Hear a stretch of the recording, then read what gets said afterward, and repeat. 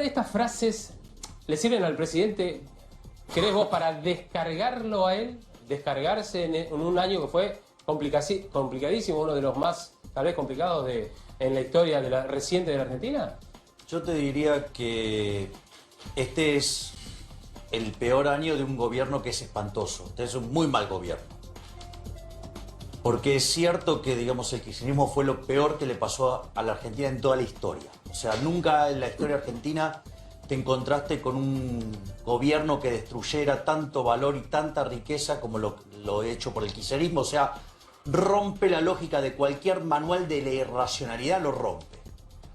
Es decir, y es cierto que el kirchnerismo fue espantoso. Ahora, el punto es que a este gobierno le pusieron 160.000 millones de dólares para arreglarlo. Lo único que hizo fue empeorarlo, porque tenemos menos PBI per cápita, porque el déficit fiscal consolidado, contemplando las posiciones de letras del Banco Central, es más grande que el que dejó el kirchnerismo, sí, porque tenemos más inflación, sí, porque tenemos menos PBI per cápita, tenemos más pobres, tenemos más indigentes, con lo cual es un desastre. Y encima 160.000 millones de dólares más de deuda. Ahora el presidente dice, el futuro está por acá y es juntos. Sí, El bueno, futuro sí, está, digo... Esta frase no es menor y está muy pensada. Porque todas las frases, cuando las describe un presidente, las analiza con su equipo y demás. El futuro está por acá.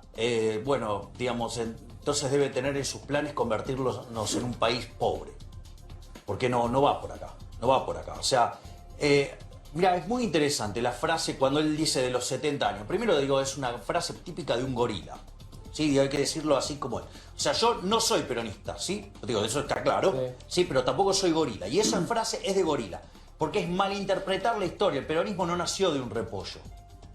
En realidad, el peronismo es la respuesta, ¿sí?, al régimen de la década del 30. Acá está la frase que vos decías. Exactamente, es la respuesta al régimen del 30. Y si verdaderamente él estuviera convencido de eso, ¿sí?, digamos, yo creo que, digamos, en el 30 se instaura un régimen fascista de dos patas, empresarios, políticos chorros, y, digamos, lo que hace Perón es tomar ese evento y, en lugar de volver al orden liberal, decide crear, digamos, el fascismo de tres patas a la luz de los hechos de ser el quinto país más rico del mundo. Ser 65, está claro que funcionó mal. Es decir, ¿pero qué hizo este gobierno? Este gobierno no cambió nada. Esto, digamos, es socialismo amarillo, populismo cool, digamos, es kirchnerismo Buenos Morales. Sigue siendo lo mismo que hizo el kirchnerismo, o sea, no cambió nada. Es decir, sigue siendo lo mismo, o sea... Entonces, la realidad es que no vamos a ir mejor. De hecho, ¿cómo? Digamos, este es el camino, digamos, a ver si se enteró que haber ido al Fondo Monetario Internacional es equivalente a irnos a la B. Es decir, digamos, de hecho, si no estuviéramos en el Fondo Monetario Internacional, si ya hubiéramos caído en default este año. Ahora, ustedes dicen, digo ustedes, a Milei, Esper y demás, del Partido Libertario, que el macrismo o Cambiemos es un kirchnerismo edulcorado. Claro, es que eso es parte de eso. Y el tema tarifas, el tema de tarifas... A ver, te lo hago con un ejemplo nuevo, digo, bien reciente. A ver, el kirchnerismo estafaba a los jubilados, ¿sí?, cuando las colocaciones que hacía la CEL hacía el 16% con la tasa de inflación arriba del 25%. Es decir, con lo cual empomaba balances, comprometía las jubilaciones futuras, ¿sí?, colocando, digamos, títulos a un rendimiento muy por debajo de la inflación. Es decir, el desastre que hizo Bocio. Él dice, no, ganaba el 16, sí, no ganaba nada, en realidad estabas perdido en términos reales. ¿Qué hizo este gobierno? Acaba de cerrar como el financiamiento. Colocó financiamiento el gobierno nacional y colocó también la provincia de Buenos Aires. O sea, siguen, digamos, haciendo cosas muy parecidas. O sea, siguen, digamos, a ver, sigue estando la hora 12, sigue habiendo precios cuidados, ¿sí? Digamos, las tarifas, o sea, las ajustaron mal. O sea, ahí, digamos, encima con falta de pericia, ¿no? Entonces, digo, la verdad, digo, en el margen no hay mucha diferencia, nada más que el kirchnerismo antes se financiaba con emisión monetaria y ahora esto se financia con deuda. No es una sobreactuación lo que decís, porque vos cuando escuchás al kirchnerismo, digamos, criticar al gobierno tan duramente, y de hecho por eso existe la polarización, las principales cuestionamientos que se hacen son económicas, y vos decís que son lo mismo, nada más que de buenos modales. Exacto, digamos, si no modificas nada. ¿Cómo lo justificás? Si... Sí, te acabo de dar un listado de cosas. No, bueno, digo, que la hora 12, este gobierno lo renueva, pero una tasa de interés del 80% anual. Antes tenía 0% de tasa. A ver, digo, pero... Y en todo caso, ¿por qué está mal el hora 12? No, si la gente le da la posibilidad de comprar el marco analítico, o sea, no difiere sustancialmente. O sea, cuando vos, por ejemplo, no sé, la escuchás a Vidal, Vidal dice, no, porque los precios subieron exageradamente, sí, porque si uno mira los costos. Digo, eso es una aberración. Es el mismo desprecio por la teoría económica que tenía, digamos, el kirchnerismo. O sea, creer que los precios se determinan desde los costos. O sea, la misma burrada. ¿Sí? O sea, que ni siquiera, digamos, o sea, estamos en estado del conocimiento económico, a 1871 no llegaron. Entonces, digo, y eso implica malentender la inflación. O sea, porque si vos crees que la inflación es culpa de los empresarios y culpa de los trabajadores, estamos en el horno. Y justamente piensan eso. Así, digamos, fue, digamos, como se equivocaron al inicio de este año, digamos, todo el desastre que generó, digamos, la estupidez de Marcos Peña avanzando sobre la independencia del Banco Central del 28 de diciembre. Sí, es lo mismo. O sea, digamos, esto, digamos, claramente, o sea, es una cuestión de grado. Pero sigue siendo lo mismo. O sea, entonces no está rompiendo la lógica en los últimos 70 años. Lo está haciendo, digamos, pero edulcorado. ¿Y cómo nos va a ir? Mal. Javier, espera un segundito que quiero incorporarlo a... ¿Sí? Bueno, mira, ¿qué querías decir? A ver, fíjate esto. Primero ya lo voy a integrar a Damián Dipache, también lo voy a integrar a... Lo primero que hay que tener en cuenta, sí, que es cierto que el contexto internacional empeoró. Pero eso, ¿sabes cuánto impactó? 5%. El 95% restante lo generó la mala gestión de este gobierno. A ver, ¿por qué? Porque la tasa era 27,75, se fue a 60. Eso no le pasó a ningún país del mundo. La tasa de inflación minorista que venía al 18 se va al 50. La tasa mayorista que venía al 12 se va al 80. El riesgo país se fue a 850. Argentina es el tercer país con más riesgo país del mundo. Estamos después de Venezuela y de Zambia, ¿sí? Pero si tomas el tramo medio de la curva, que es donde va a estar el corazón del problema, porque Argentina, si no defaultea en el 2020, lo va a hacer en el 2021, ¿sí? El riesgo país está arriba ya de 1.200. Es decir, en realidad, la mayor parte del problema se autogeneró solo por mala praxis. Sí, no solo eso, la actividad que se venía expandiendo del 4,5 hoy está 1,5 abajo en el acumulado. Con lo cual, Javier, pero eso no quita para que en diciembre tuviste signos verdes. Pero déjame terminar el análisis, Claudio. Si no, digamos, o sea, cuando me termines de escuchar vas a entender lo que estoy diciendo. Y todo lo que decís ahí, inflación, en especial riesgo país y recesión, lo que te está diciendo que el dólar estable es ficticio, es falso. ¿Sabes por qué? Porque si vos la tasa que tenés para las LELIQ hoy las transformás en dólares, sí, estás en un retorno de 20% en dólares, ¿sí? Cuando en realidad el bono corto rinde 3,5 porque está la plata del fondo. Es decir, con lo cual es una situación absolutamente artificial, ¿sí? Que te tiene el dólar planchado. Bien, pero esto tiene un significado también. No, bueno, pero... son las elecciones. No, pero eso... No, y el argentino que mira mucho más el dólar... No, pero lo que pasa es que eso es absolutamente artificial. Y te voy a decir algo que es peor todavía. Es decir, el Banco Central eligió una estrategia para frenar la inflación y el dólar, dejando de emitir base monetaria. Pero lo que pasa es que es un engaña pichanga, porque por el otro lado están las LELIQ acumulándose. Vos lo que tenés que mirar con el dinero es qué está pasando con la base monetaria más las LELIQ. Y eso está creciendo al 3% mensual. ¿Sabes qué quiere decir eso? Que eso es una victoria pírrica. Y que ante cualquier evento negativo que podría pasar, por ejemplo, en el mes de marzo, cuando se cae la demanda de dinero, o en el caso de un cabeza a cabeza en las elecciones entre Macri y Cristina Fernández de Kirchner, o saber que llegás a diciembre, pero que al otro año vas a defaultear, cualquier esa situación podría generar un desastre. Con lo cual ese verde no vale. Ahora te doy el bono salarial. El bono salarial, digamos, como concepto, la forma en que se implementó fue espantosa, porque sucede que el gobierno decide desde la poltrona, por la fuerza, obligar a las empresas que están en recesión, que están, digamos, hechas torta, ¿sí? Le pone por la fuerza que pague algo, cuando en realidad las partes habían acordado algo entre ellos separadamente. Si estuviéramos en una situación un poco mucho más holgada, los empresarios tampoco querrían dar el bono. Digamos, pero, esta es la Argentina que también tenemos. No, pero ¿por qué el gobierno se tiene...? A ver, si yo hago un acuerdo con vos, ¿qué tiene que meterse el Estado a decir qué tienes que hacer o no? Los empresarios cuando están las cosas más o menos bien, no. Pero cuando están más o menos mal, tampoco. Bueno, está bien, no, pero ¿sabes lo que pasa? Vos, ¿te molesta la forma en la cual se comportan los empresarios? ¡Hacelos competir! Hacerlos competir. Lo que pasa es que compiten sobre la nada en este país. No compite porque, digamos, o sea, es una política de gobierno. Vamos por ejemplo, decimos la economía. Argentina es el tercer país más hablado del mundo. Precio de referencia para un precio de referencia. ¿Qué precio de referencia? Segundo, Javier. Precio de referencia para la leche. Vamos a poner precio de referencia para la leche, una idea, un supuesto, ¿sí? Precio de referencia para la leche. ¿Vos qué dirías? No, compitan. Voy a la góndola, ¿entre quién compite? ¿Cuántas marcas hay en la góndola? Abrir la economía, pero abrir la economía. Eso que puede ser deseable o no. ¿Cómo que no? Pero los países más abiertos son 8 veces más ricos. Lo que pasa es que los retrógrados mentales que vienen de este país quieren cerrarla. No se hace de un día para el otro eso. Ahora, el gobierno plantea el peor escenario, que es deja hacer, porque libera el precio cuidado, a mí no me parece que deja hacer. Es un gobierno que mantiene una presión fiscal insoportable que hace imposible que este país sea competitivo. Pero por ejemplo, los precios cuidados nos achicó. Terminá la idea, dejalo un segundo. La política de precios cuidados, el gobierno la diezmó. Por mí la tendría que haber eliminado. Ok, la tendría que haber eliminado. Y mientras tanto, ¿qué hacemos? No es una cuestión de guita. En realidad la competencia al que favorece es el que menos tiene. Es decir, eso, de vuelta, no sabés de liberalismo. O sea, si vos abrís la economía, los que más se benefician son los que menos tienen. Pero ¿en cuánto tiempo se podría producir una segunda competencia de la marca de leche? Espera, Pablo. ¿Cuánto tiempo necesitas para quiero preguntarle, Damián Díaz.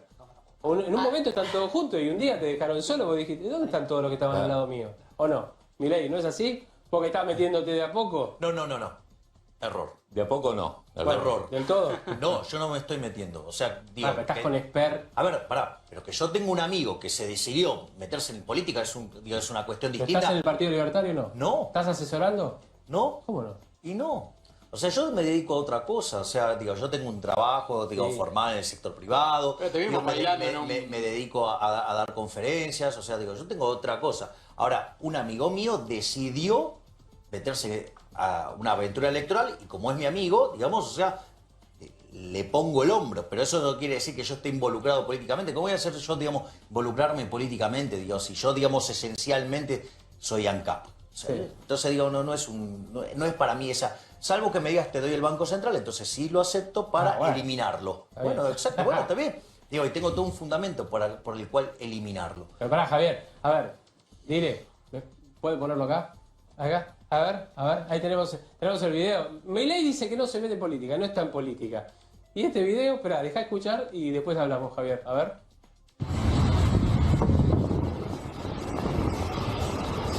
Gaby, ¿qué hacemos con este si somos gobierno? A este chorro le metemos preso hasta el cajón. Vale, muchachos, falta algo. ¿Y con la viuda qué hacemos? A esa chorra, la jefa de la banda, que cuide el cajón detrás de los barrotes. ¡Viva la libertad, carajo! ¡El presidente! Esto es política. A ver, yo te cuento. Una cosa es ir en campaña. Yo te cuento, digamos, el trasfondo de todo eso. Fue el sábado reciente que José Luis Espert hizo el lanzamiento de su candidatura presidencial en un evento organizado por el Partido Libertario. ¿Sí?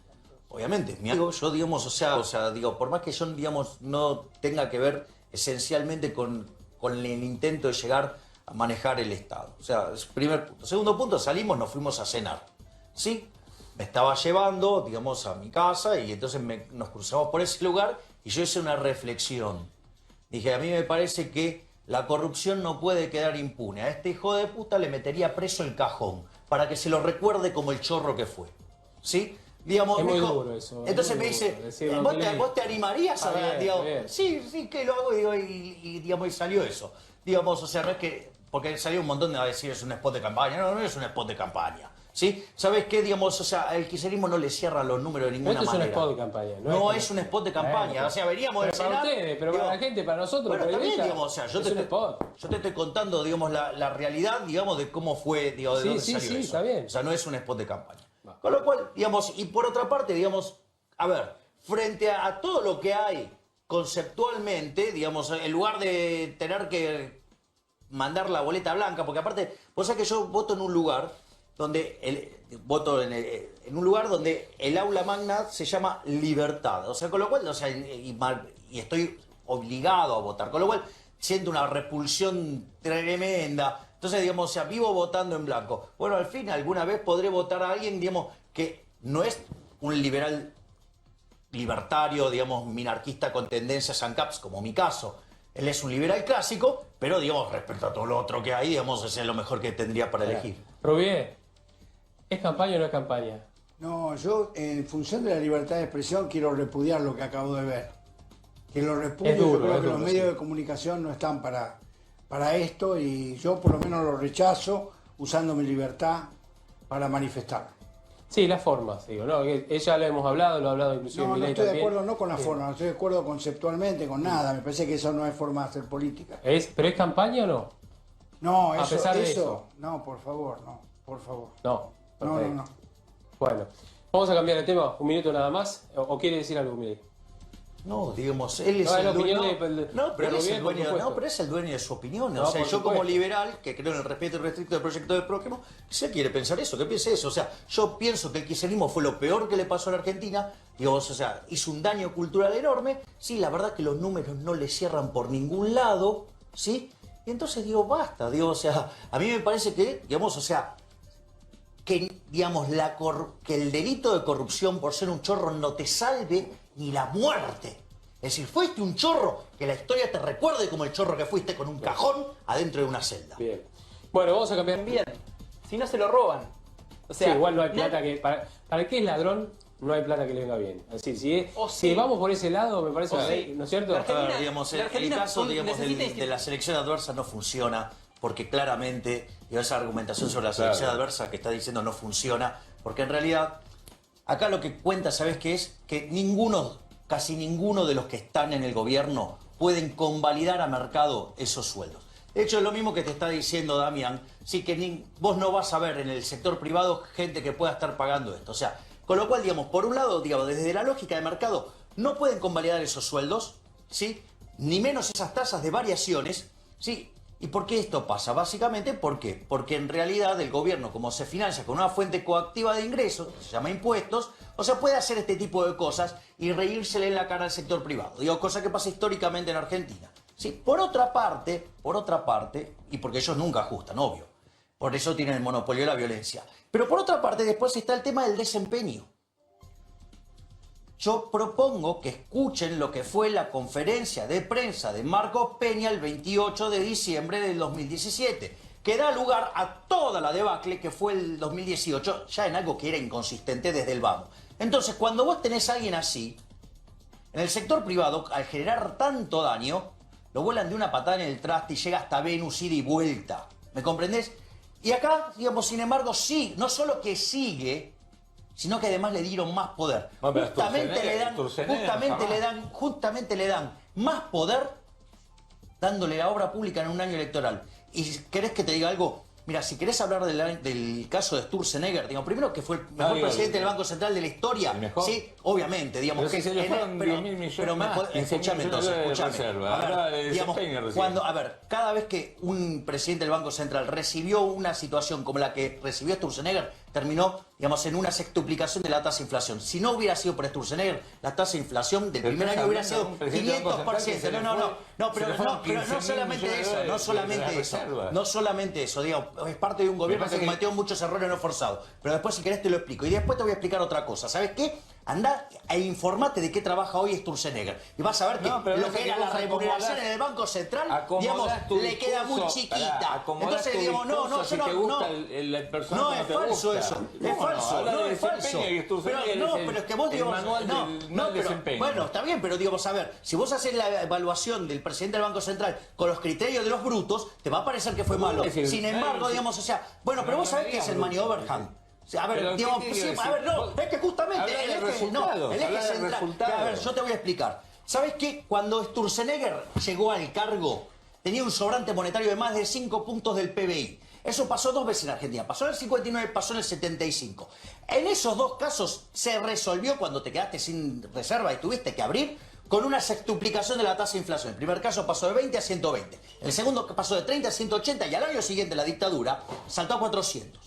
Cuando Sturzenegger asume el Banco Central, la cantidad de dinero crecía al 47,5. Con las bombas los futuros iba al 85. Tenías un sobrante monetario de 5 puntos del PBI. ¿Sabes qué? Digamos, en condiciones normales, la tasa de inflación se hubiera ido al 510%. Entonces, ¿qué me venís a decir que no supo gestionar? Pero pará, si vos revisás las conferencias de prensa de Sturzenegger, él te decía que estábamos en desinflación, cada vez teníamos menos... Es lo que estaba mirando, era la tendencia de la tasa de inflación. ¿Y cuánto era la inflación? ¿Y cuál era la tasa de inflación en diciembre? ¿Cuánto era la inflación?